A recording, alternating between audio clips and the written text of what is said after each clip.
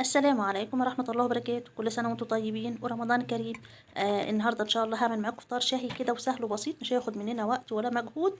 هعمل معاكم كبدة محمرة بطريقة جميلة قوي، بالخضار طبعا، وهعمل معاكم كمان مكرونة اسباجيتي. بس في الاول كده اتمنى ان انتم تدعموني باللايك والسبسكرايب تشجيعا ليا.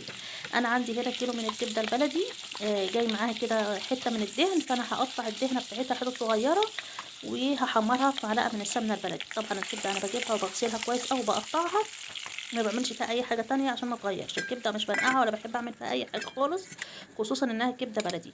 على العين التانية انا بكون حاطه حله فيها ميه سخنه كده للمكرونه. انا هعمل معاكم مكرونه سباكيتي كمان مع الكبده.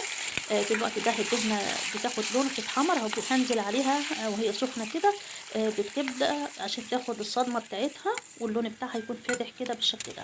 في الوقت ده الميه اللي عليها ملح وزيت غلت هنزل بيها بالمكرونه. انا بحب اقصقص